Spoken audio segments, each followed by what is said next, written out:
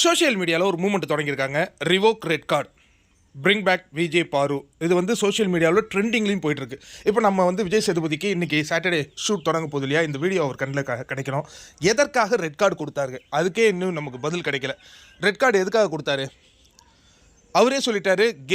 கேமில் வந்து அது தள்ளி விடுறது வந்து அதெல்லாம் பார்ட் ஆஃப் த கேம் அப்படின்ட்டாரு. அப்போ அதுக்கு ரெட் கார்டு இல்லை, அப்போ வேறு எதுக்கு கொடுத்தாரு? அப்யூசிவ் வேர்ட்ஸ்க்கு ரெட் கார்டு கொடுத்தாரு. அப்யூசிவ் வேர்ட்ஸ்க்கு யாருக்கு ரெட் கார்டு கொடுத்துருக்கணும்? அப்யூசிவ் வேர்ட்ஸை யார் ஃபஸ்ட்டு பேசினவங்களுக்கு பதில் கொடுத்துருப்பாங்க. இப்போ நீ என்னை போய் திட்டுற, நான் பதிலுக்கு திட்டுறேன், அவ்வளோதானே. யார் பேச தொடங்கினது ஃபஸ்ட்டு அப்படின்னு பார்த்தா விக்ரம் தான் ஆரம்பிச்சு விட்றாப்புல. அதுக்கப்புறம் சாண்ட்ரா ஆரம்பிக்கிறாங்க. அதுக்கப்புறம் சாண்ட்ராவும் கமருதீனும் பேசிக்கிறாங்க. இதில் நடுவில் பார்வதி ரோல் என்ன? கரெக்டா? அப்போ வந்து அதுக்காக ரெட் கார்டு இல்லை தள்ளி விட்டு ஃபிக்ஸ் வர அளவு தள்ளி விட்டாங்க அப்படின்னு ஒரு குற்றச்சாட்டு வச்சு அதில் போகுமா? விஜய் சேதுபதி சொல்லிட்டாரு ஃபிக்ஸ் இல்லை, பேனிக் அட்டாக்கு அப்படின்ட்டு. அப்போ அதுக்கும் இல்லையா? சரி, பேனிக் அட்டாக் வர மாதிரி தள்ளியிருக்காங்க அப்படின்னா அது பேனிக் அட்டாக்கே இல்லைன்னு சொல்கிறாங்களே யார்? கெமி சொல்கிறாங்க. கெமி வந்து ஒரு பேஸ்கெட் பால் பிளேயர். அவங்க சொல்கிறாங்க பேனிக் அட்டாக் வந்ததுன்னா ஒரு நைட்லாம் நம்ம திரும்பியெல்லாம் ரிக்கவர்லாம் ஆக முடியாது, அந்த மாதிரி இருக்கும். ஆனால் இவங்க வந்து ஏஜோக் போடுறாங்க, மாதுளம்பழம் சாப்பிட்றாங்க. எனக்கு அது பேனிக் அட்டாக் மாதிரி தெரியலையே. சேதனா, அந்த ஏஜோக் போட்ட சாண்ட்ரா ஏஜோக் போட்ட வீடியோ மட்டும் எங்களுக்கு அன்றைக்கி கட் பண்ணி விட்டிங்களா? அது வேணால் நீங்கள் இன்னொரு முறை திரும்பி பாருங்கள். அப்போ அது பேனிக் அட்டாக்கும் இல்லையா? பேனிக் அட்டாக்கும் இல்லை. சரி, எதற்காக இந்த அழுத்தம்? யாரோ ஃபோன் பண்ணி சொன்னாங்களாமே. யார்? விஜய் சேதுபதிக்கிட்ட ஃபோன் பண்ணி நிறைய பேர் ஃபோன் பண்ணி ரெட் கார்டு கொடுங்க. எதுக்காக அவங்க கேட்டாங்க? அவங்க ஒரு ப்ரோமோ பார்த்தாங்களாம். அந்த ப்ரோமோவில் என்ன இருந்ததா? காரில் இருந்து தள்ளி விட்ற மாதிரி இருந்ததா? அவங்களுக்கு ரொம்ப அதிர்ச்சி ஆகிடுச்சான். அதனால் ரெட் கார்டு கேட்டாங்களாம் விஜய் சேது. அப்போ ரெட் கார்டு வந்து அந்த ஃபோன் பண்ணி 4 பேர் கேட்டால் கொடுத்துருவாங்களா? எனக்கு தெரியலையே. சரி, எதற்காக அந்த ப்ரோமோ? அந்த உங்கள்கிட்ட ஃபோன் பண்ணவங்களுக்கு தெரியுமா? தெரியாது. அது என்ன நிகழ்ச்சி? தெரியாது. அது டிக்கெட் டு ஃபினாலேவின் நிகழ்ச்சி. டிக்கெட் டு ஃபினாலேன்னு ஒன்று நடக்குது.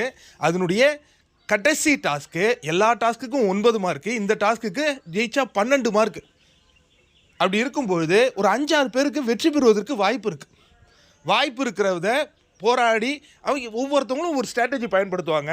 பார்வதி அந்த ஸ்ட்ராட்டஜியை பயன்படுத்துகிறாங்கன்னா அதுக்கப்புறம் சாண்ட்ரா மயங்கி விழுவுறது, அந்த ஸ்ட்ராட்டஜி அவங்க பயன்படுத்திட்டாங்க. அவ்வளோதான். இது கேம் தானே. சரி, போன வாரம் உணர்ச்சி வசத்தில் கொடுத்துட்டீங்க, இந்த வாரம் அதை ரிட்டன் வாங்குங்க, அவ்வளோதான் கேள்வி. சரி, அதற்கு அடுத்தது கடந்து போவோம். இப்போ இந்த ட்ராமாவை உள்ளே இருக்கிற திவ்யா பேசுகிறாங்க, இது எனக்கு ட்ராமாவாக இருக்குமோ அப்படிங்கிறாங்க. அவங்க சந்தேகப்படுறாங்க. உள்ளே இருக்கிற அரோராவுக்கு சந்தேகம் வந்துடுச்சு. வேறு யார் இருக்கா? வினோத் அப்போவே சொல்லிட்டாரு இது கேம்னு. எது அன்னைக்கு நடந்த நிகழ்வுலேயே சொல்லிட்டாரு. கமருதீன்கிட்ட பேசுவார், அவங்க கேம் ஆடுறாங்கன்னு எனக்கு தெரியாதா? ஏன் அதை வெள்ளிக்கிழமை ஒளிபரப்பும் போது அந்த காட்சியை கட் பண்ணிட்டீங்க? அதையும் போய் பாருங்கள். அதுக்கு அடுத்தது முக்கியமான ஒரு விஷயம், விக்ரமும் சபரியும் இன்னும் ஏன் அதை நம்பிக்கிட்டே இருக்காங்க? ஏன்னா அவங்க தான் அந்த கதைக்கு திரைக்கதை எழுதினவங்க. புரியுதா? யோசிச்சு பாருங்க, ஒரு பொண்ணை தள்ளி விட்டியடா அப்படிங்கிறது பெரிய இம்பேக்டாக இருக்குமா? ஒரு அம்மா 2 குழந்தைகளுக்கு அம்மாவை போய் தள்ளி விட எப்படி மனசு வந்தது? இம்பேக்ட் ஏற்படுத்துதா? அந்த இம்பேக்ட் ஏற்படுத்தினவங்க தான் அவங்க. அதுலேயும் அன்னைக்கு அந்த பர்டிகுலர் டைமில் 80 நாள் தூங்கிட்டு இருந்த சபரி அன்னைக்கு ஒரு நாள் பண்ண ஒரு ஆக்டிங் இருக்குதுல்ல, வேற லெவல். சாண்ட்ரா பண்ணது ஆஸ்கார் அளவு ஆக்டிங்னா அதையும் தூக்கி சாப்பிட்டான். யார்? சபரி. அதுக்கு ஒத்துதுற மாதிரி விக்ரம். அப்யூசிவ் வேர்ட்ஸ் அன்றைக்கி ஒரு 100 முறை அந்த வார்த்தையை பயன்படுத்தியிருப்பார். நான் பயன்படுத்தக்கூடாதுல்ல, நான் கொஞ்சம் டீசெண்டானவன். பயன்படுத்துகிறாரு. அதை பீப்பே இல்லாத ஒளிபரப்புனாங்க உங்கள் லைவில். அதை பார்த்தீங்களா விஜய் சேதுபதி சார்? இப்போ சொல்லுங்கள், எதுக்கு ரெட் கார்டு? எதுக்காக ரெட் கார்டு கொடுத்தீங்க? அது ஒரு ticket to finale, heat of the moment, 5 பேர் ஜெயிக்கிறதுக்கு வாய்ப்பு இருக்கிற டாஸ்க்கு.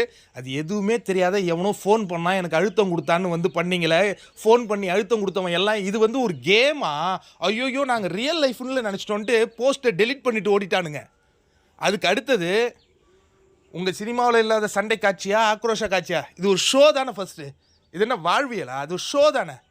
ஏன் அதுக்கு இவ்வளோ உணர்ச்சி வசப்பட்டீங்க? சரி, உணர்ச்சி வசப்பட்டுட்டீங்க. ரெட் கார்டை திரும்பி வாங்கணும். ரெட் கார்டை நீங்கள் திரும்பி வாங்கலைன்னா நெக்ஸ்ட் டைம் ஹோஸ்ட் பண்ண வராதிங்க. ஏன்னா ஒரு ஹோஸ்ட் எல்லாத்தையும் யோசித்து தான் முடிவெடுக்கணும். கமல் வந்து பிரதீப் ஆண்டனிக்கு ரெட் கார்டு கொடுத்த போது கூட உள்ளே இருக்கிறவங்ககிட்ட பேசி தான் கொடுத்தாரு. கொடுக்கப்பட்டிருக்கிறது இதுவரை ஒரே ஒரு ரெட் கார்டு தான். நீ என்னமோ ரெட் கார்டு கொடுக்கப்பட்ட முறைன்னு ஒன்று இருக்குல்ல, இவர் வந்து இன்வெஸ்டிகேஷன் பண்ணுறாரு 2 பேரையும். அது என்ன பாக்கெட்லேருந்து டப்புன்னு எடுத்து ரெண்டு கார்டு, இது என்ன மாஸ் படமாடா? இது என்ன படத்தின் மாஸ் சீனா? அப்போ ஆல்ரெடி நீ முடிவு பண்ணிட்டு தானே வந்து அங்கே இன்வெஸ்டிகேஷன் பண்ணியிருக்க. இன்வெஸ்டிகேஷன் பண்ணுறதுக்கு முன்னாடி என்ன பண்ணிவிட்ட? பார்வதியால் கமருதீன் கேம் போச்சு. பார்வதியை நம்பக்கூடாது. பார்வதி உன்னை பற்றி என்னெல்லாம் பேசியிருக்கிறேன். இந்த பொண்ணை எவ்வளவு கேவலப்படுத்த முடியுமோ, ஒரு பெண்ணை ஒரு சபையில் அவ்வளோ கேவலப்படுத்தின நீ தாண்டா ரெட் கார்டு வச்சுருக்கணும். பாக்கெட்லேருந்து எடுத்து இப்படி காட்டு வரான். சரி, நடந்து போச்சு.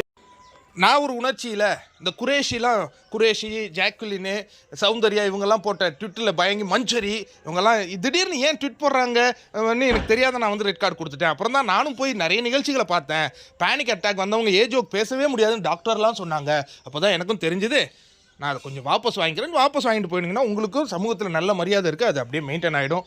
இல்லை நான் பிடிச்ச முயலுக்கு 3 கால் தான் நின்னா உங்கள் மனசாட்சி உங்களை பார்த்துக்கும்.